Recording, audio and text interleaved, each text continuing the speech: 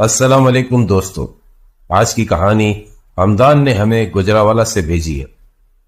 یہ کہانی ان کے لڑکپن سے شروع ہوتی ہے۔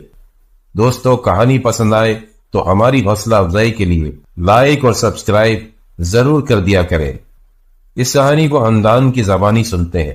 ہم 3 بھائی تھے، امی، ابا، دادا، دادی اور لیلا پپو۔ ہم سب ساتھ رہا کرتے تھے۔ یہاں گجراوالا میں ہمارا گھر کافی اچھا بنا ہوا تھا، بڑا سا صحن، اور اس میں بہت سے پھول، پودے اور درخت۔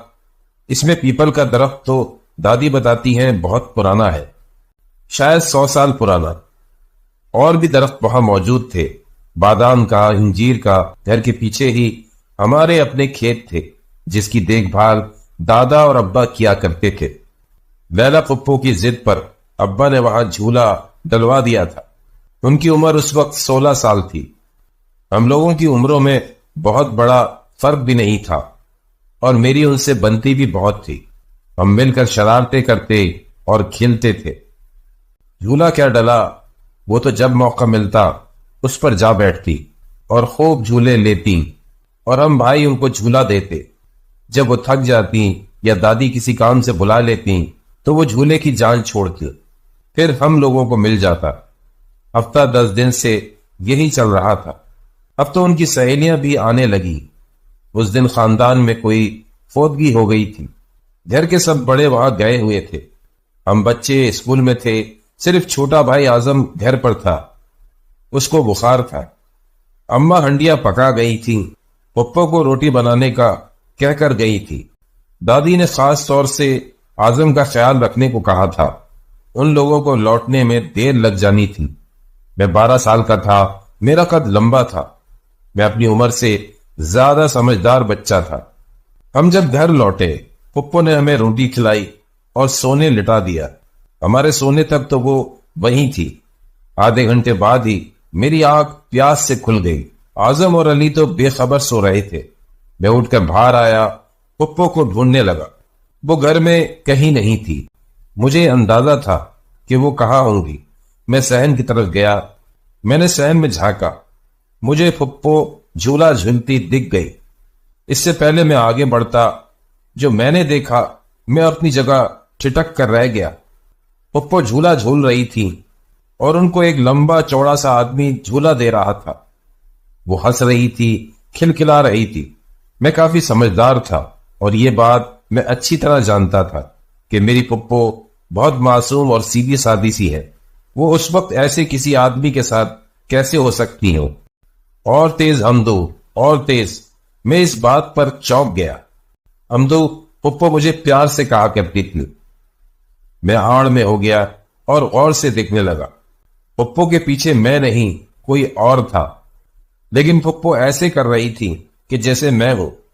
اچانک پپو بولی، ہمدو، جھولا ہلکا کرو، اب مجھے چکر آ رہا ہے۔ جھولا شاید بہت تیز ہو گیا تھا۔ وہ آدمی ہاتھ سے جھولے کو پکڑ کر ہلکا کرنے لگا، اور پھر آہستہ آہستہ جھولا رک بھی گیا۔ ہمدو، چلو جلدی سے اندر چلتے ہیں، بہت گرمی ہو رہی ہے۔ تم نے مجھے بہت اچھا جھولا دیا ہے، اور اب میں تمہیں روح افزا بنا کر دوں گی، بلکہ ہم سب کے لیے بناتے ہیں۔ اماں لوگ بھی آنے والے ہوں گے، وہ یہ کہتی اس آدمی کے ساتھ اندر کی طرف بڑھی۔ میں گھبرا گیا، مجھے اور تو کچھ سمجھ نہ آیا۔ ہمارے صحن سے گھر میں داخل ہو تو بڑا سا ہال نما کمرہ تھا۔ وہاں بڑے پردے ڈلے ہوئے تھے۔ میں پردے کے پیچھے چھپ گیا، لیکن مجھے اس کے آر پار دکھائی دے رہا تھا۔ پپو اور وہ آدمی اندر داخل ہوئے، لیکن اندر داخل ہونے والی پپو تھی اور ان کے پیچھے میں تھا۔ اپنے آپ کو میں پپو کے پیچھے چلتا دیکھ رہا تھا۔ میری ٹانگیں کپ کپانے لگی اور خوف سے میری حالت بہت خراب ہو گئی۔ میری جگہ کوئی بھی ہوتا، اس وقت اس کی وہی حالت ہوتی جو میری ہو رہی تھی۔ یہ میرے لیے بہت ہی خوفناک تھا۔ میں خوف کی آخری حد پر جا کر بہت زور زور سے چیخنے لگا، اور پھر بس میں بے ہوش ہو گیا۔ عین اسی وقت گھر والے گھر میں داخل ہوئے۔ سب لوگ مجھے پریشانی سے اٹھا کر کمرے میں لائے، ہوش میں لانے کی تدبیریں کرنے لگے۔ آخرکار میں ہوش میں آ گیا۔ سب پریشان تھے اور مجھ سے پوچھ رہے تھے کیا ہوا۔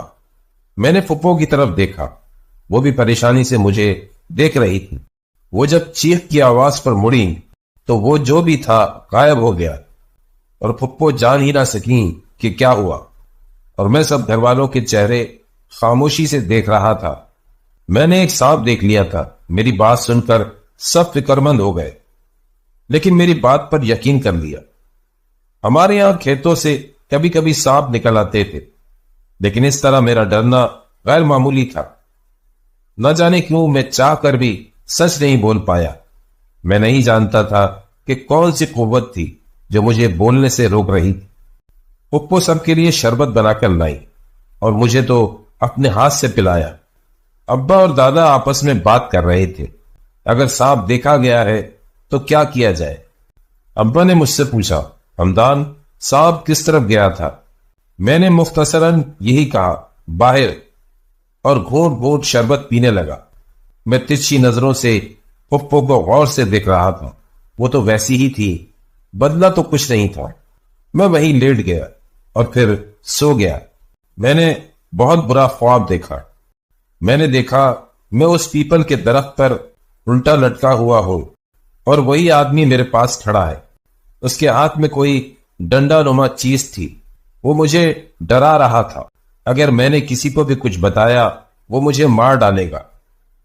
اور پھر اس نے وہ ڈنڈا میری کمر پہ لگایا۔ مجھے ایسا لگا جیسے کوئی انگارہ میری پیٹھ پر لگا دیا ہو۔ میری کمر جلنے لگی، میں چیخیں مارنے لگا، اور پھر میری آنکھ کھل گئی۔ میں پسینے میں شرابور تھا، کوئی بھی کمرے میں نہیں تھا۔ باہر سے سب لوگوں کی بولنے کی آوازیں آ رہی تھی۔ میری کمر میں بہت جلن ہو رہی۔ میں اٹھ کر باہر بھاگا۔ سب صحن میں بیٹھے تھے۔ میں جا کر اماں سے لپٹ گیا۔ سب چپ ہو گئے۔ ارے کیا ہوا ہمدان؟ اماں اماں، میں بس یہی بول رہا تھا۔ ارے بتاؤ بیٹا۔ دادا نے پیار سے میرے سر پر ہاتھ رکھا۔ میں نے دادا کو کچھ بتانا چاہا، لیکن میری نظر پیپل کے درخت پر پڑ گئی۔ وہاں وہی لمبا چوڑا آدمی کھڑا تھا۔ اس کی شکل واضح نہیں ہو رہی۔ میں خوفزدہ انداز میں درخت کی طرف دیکھنے لگا۔ دادا مجھے بغور دیکھنے لگے۔ وہ سمجھ گئے کہ معاملہ کچھ اور ہے۔ بھائی تم لوگ میرے بچے کو کچھ نہیں کہو، چلو ہمدان، ہم رشید حلوائی سے جلیبیاں اور پکوڑے لاتے ہیں۔ میں منع کرنا چاہ رہا تھا، لیکن دادا کی آنکھوں میں ایسا کچھ تھا کہ میں نہ چاہتے ہوئے بھی اٹھ کھڑا ہوا۔ میرا ہاتھ تھامے دادا مجھے گھر سے باہر ہمارے محلے کی مسجد میں لے آئے۔ جب انہوں نے مجھ سے پوچھا کہ کیا ہوا ہے تو میں نے ان کو ساری بات بتا دی۔ دادا نے بہت تشویش اور خاموشی سے ساری تفصیل سنی، اور جب میری کمر دیکھی تو وہاں بہت بڑا نشان تھا جو اس بات کی گواہی تھا کہ میں سچ بول رہا تھا۔ دادا وہاں سے سیدھا مجھے اپنے ایک دوست کے پاس لے گئے۔ وہ ہمیں ایک عامل کے پاس لے گئے۔ انہوں نے یہی کہا، مجھے گھر جا کر معاملے دیکھنے ہوں گے۔ انہوں نے کل دوپہر میں آنے کا کہا، اور میرے گلے میں ایک دھاگا ڈال دیا، اور ایک دھاگا خاص طور سے میری پھپھو کے لیے دیا۔ جب ہم گھر پہنچے تو منظر ہی بدلا ہوا تھا۔ لیلا پھپھو اپنے کمرے میں چلی گئی تھی۔ اماں اور دادی ہمارا انتظار کرتے رہے۔ ابا کھیتوں پر چلے گئے اور بھائی ٹیوشن پڑھنے۔ اماں پھپھو کو چائے دینے کمرے میں گئی تو اماں نے جو دیکھا اس نے اماں کے ہوش اڑا دی۔ لیلا پھپھو کمرے کے عین درمیان میں کھڑی عجیب سے انداز سے مسکرا رہی تھی۔ اماں کو پہلے تو اندازہ نہیں ہوا۔ وہ ان کے سر پر پہنچ گئے اور حیرانی سے پوچھنے لگی، لیلا کیا کر رہی ہو؟ اماں کا یہ پوچھنا تھا کہ ان کی مسکراہٹ خوفناک گھبراہٹ میں بدل گئی۔ سمجھا لے اپنے بیٹے کو، میں اس کو زندہ نہیں چھوڑوں گا، وہ مردانہ آواز میں بولی۔ تو اماں گرتی پڑتی باہر دادی کے پاس بھاگی۔ گھر میں یہ دو عورتیں ہی تھیں، کیا کرتی؟ خوفزدہ باہر بیٹھ گئی۔ دادی ہمت کر کے پھپھو کے کمرے کی طرف گئی بھی، لیکن سلپ ہو گئے۔ ایسا لگا ان کو کسی نے دھکا دیا ہے۔ اور جب ہم گھر پہنچے تو یہ دونوں خواتین صحن میں بیٹھی رو رہی تھی۔ دادا ساری بات سن کر تیزی سے پھپھو کے کمرے کی طرف چل دیے۔ ابا بھی آ گئے تھے۔ ہم سب نے لیلا پھپھو کو دیکھا۔ وہ عجیب عجیب آوازیں نکال رہی تھی۔ مجھے دیکھتے ہی مجھے مارنے دوڑی۔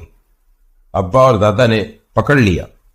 دادا نے پھپھو کو وہ دھاگا پہنا دیا ایسا کرنے میں ان کو بہت مشقت کرنی پڑی، لیکن پھپھو کچھ پرسکون ہو گئی تھی۔ اسی وقت دادا نے ابا کو عامل صاحب کو لینے بھیجا۔ وہ آ بھی گئے۔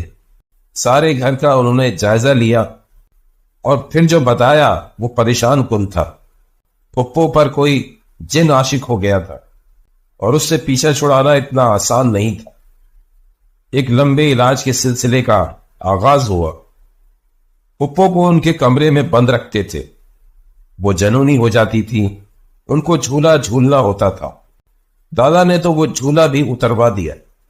ان کو کڑی نگرانی میں رکھا جاتا۔